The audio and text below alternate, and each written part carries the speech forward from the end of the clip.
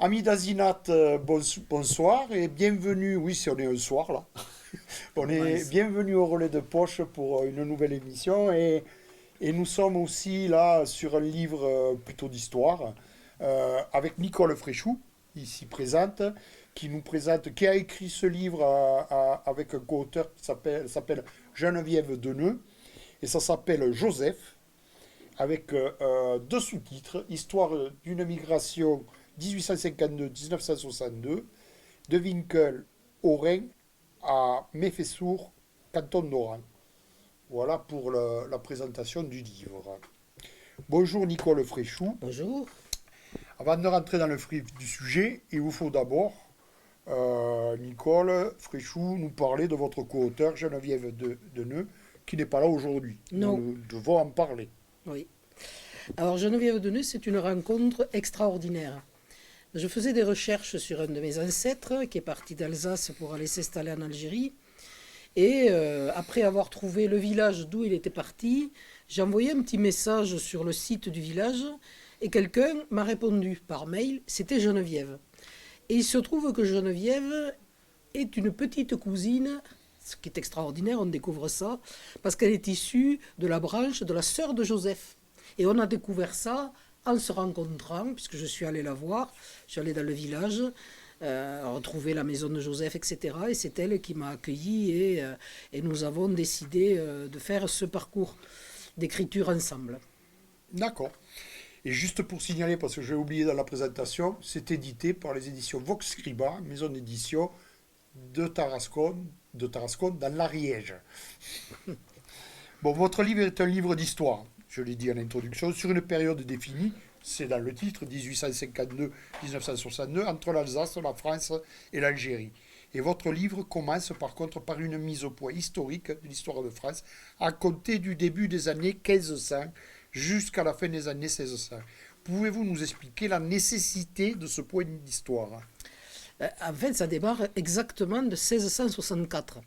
Alors pourquoi 1664? Parce qu'il y a eu une migration déjà de Suisse vers l'Alsace. Et le nom Egenschwiller de cette famille-là, finalement, arrive de Suisse. Et j'ai voulu savoir pourquoi.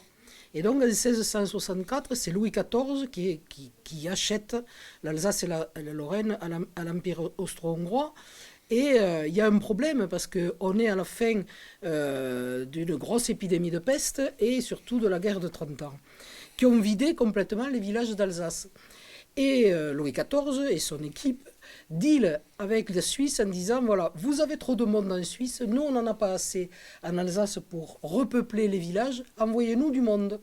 Et c'est comme ça que certains Suisses, mais à condition d'être catholiques quand même, parce qu'on Oui, on il y avait, ça, était, il y avait voilà, on était, des prérequis. voilà, on avait quelques conflits entre protestants et catholiques. Et donc voilà que l'ancêtre de Joseph part de 40 kilomètres d'un petit village de Suisse pour aller s'installer à Winkel. Et tout commence, la saga des Egenschwiller commence à partir de là en fait. C'est bien retranscrit, toute cette période historique, bien resituée dans le contexte, j'ai beaucoup apprécié. La littérature de langue française contient de nombreux ouvrages sur la période que vous couvrez dans votre livre, en passant de Saint-Exupéry par Maupassant, Camus, Yasmina Kadra, et dernièrement, je ne sais pas si vous l'avez lu, Mathieu Bellisi et son remarquable Attaquer la Terre et le Soleil, prix Inter 2023. Votre ouvrage sociologique et historique puise aussi dans ses récits et ses auteurs. J'ai trouvé tout un tas de références à ces auteurs. Quelle approche avez-vous eue justement au regard de ces témoins? Comment vous avez articulé ça? On sent que vous êtes allé piocher dans ces littératures de toute manière et que ça vous a nourri dans le récit. J'ai pas voulu écrire une histoire de fiction autour de cette histoire familiale. J'aurais pu dire, voilà, c'est une histoire familiale et puis un petit peu broder autour de ça. J'ai pas voulu faire ça. Et j'ai préféré m'appuyer sur uniquement des documents historiques. Alors Geneviève a fait toutes les recherches généalogiques et moi je me suis appliqué à faire les recherches historiques. Donc Camus, donc Maupassant, donc Victor Hugo, donc d'autres auteurs qui ont vécu à cette époque-là et qui apportent un témoignage dans la colonisation de l'Algérie qui est une période méconnue de notre histoire. Elle n'est pas enseignée dans les livres d'histoire, la période en tout cas de 1830 à 1954, puisqu'après, à partir de 1954, on parle beaucoup de l'Algérie à travers le traumatisme de la guerre d'Algérie. Mais la période de la colonisation de l'Algérie est très méconnue. Je trouve que Bellesi, justement, l'illustre très bien dans son livre, puisqu'il parle d'une famille qui va s'installer en Algérie tout à fait au début des années 1840, et qui décrit très bien le vécu des premiers colons, qui est un vécu difficile pour s'installer. Il y a beaucoup de décès dus aux maladies, la typhoïde, le typhus, la malaria, le choléra. On voit bien dans mon livre que Joseph, il y a eu 2 femmes différentes, il a eu 15 enfants en tout. Mais des 15 enfants, 3 seulement sont arrivés à l'âge adulte et un seul a dépassé l'âge de 40 ans. Donc il y avait énormément de décès d'enfants en bas âge et de jeunes adultes. Donc j'ai essayé de savoir et de comprendre pourquoi. Et pourquoi ils sont partis d'Alsace, et pourquoi ils se sont installés en Algérie, et pourquoi il y a eu tous ces décès au fur et à mesure de l'avancement de l'histoire. Et ça a été une grande découverte parce que je connaissais pas bien cette histoire comme beaucoup de monde. Et j'ai découvert, évidemment, j'étais obligé d'aller chercher ceux qui avaient écrit avant Bien moi. sûr. On le voit bien, c'est très, très bien documenté. Votre parcours militant croise celui d'une chercheuse historique, en l'occurrence, voilà. Chercheuse que vous êtes également, puisque vous êtes remonté jusqu'à... Ah, je me suis raté 1699, j'ai oublié le 6, pour tracer la famille Egelschwiller. On ressent au fil des pages le besoin d'indépendance qui habite cette famille.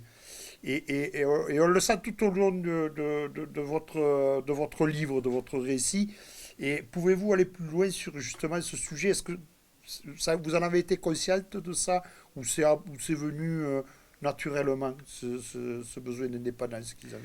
Je ne sais pas, parce que dans la famille, on parlait très peu d'histoire. On ne savait pas. Et on nous disait, par exemple, la branche alsacienne, on nous disait, oh, ils sont partis en 1870 pour ne pas être prussiens. Et en fait, c'est pas vrai. En fait, dans les familles se racontent parfois des histoires qui sont fausses. C'est D'accord. des histoires qui se racontent comme ça, et on découvre au travers de recherches que c'est faux. Et là, en l'occurrence, c'est faux, puisque l'arrière-grand-père est né en 64 à Oran. Donc ils n'avaient pas pu partir en 70 d'Alsace. C'est ça qui a mis un peu le feu à ma curiosité et qui m'a obligé à aller chercher au-delà de ce qu'on nous avait dit dans la famille.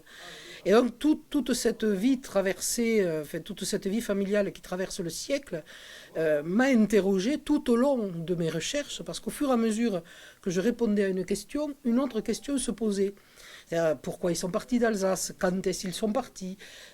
Comment ils sont partis? Parce que là, on n'a pas de documents, ou très peu de documents, qui nous racontent ces histoires de migration dans le détail, en fait. Et on s'aperçoit que toutes les migrations sont basées sur la même origine. C'est la misère, c'est les aléas climatiques. Là, en l'occurrence, c'était des grandes familles qui pouvaient plus nourrir leurs nombreux enfants. Dès qu'il y avait une catastrophe climatique ou peu importe, ou la guerre ou un drame quel qu'il soit, l'économie locale s'effondrait, ce qui est le cas, de Winkel. Et alors on découvre aussi à travers ça que les familles étaient très résilientes, en fait, puisqu'elles avaient traversé quand même pas mal de difficultés. Je rappelle quand même que Joseph est né en pleine guerre napoléonienne, et que tout au long de l'histoire de l'Alsace, ça a été compliqué, jusqu'à ce qu'il parte. Et puis ça a été compliqué aussi quand il est arrivé en Algérie. On l'a vu avec toutes les épidémies et les difficultés pour s'installer, et y compris les révoltes des populations autochtones qui n'ont jamais arrêté tout au long du siècle. Donc il y a une résilience, il y a un besoin de vivre, parce que quand même ils sont partis dans la misère, et un besoin de se créer un environnement familial particulier. Et ça, on le retrouve dans l'histoire de l'Algérie, on le retrouve au travers de toutes les histoires des communautés, qu'elles soient alsaciennes, qu'elles soient espagnoles, ou qu'elles soient juives, ou même suisses, puisqu'il y a eu une grosse communauté suisse du côté de Sétif. Et toute cette résilience-là communautaire, en fait, les a soudés dans leur communauté, et leur a permis de traverser avec la solidarité familiale, la solidarité villageoise, de traverser le siècle. D'accord. Merci Nicole Fréchou, pardon. Pardon. Voici donc le livre de Nicole Fréchou et Geneviève Deneux, Joseph, que vous trouvez dans toutes les bonnes librairies, dont le Relais de Poche, ami de Zinat.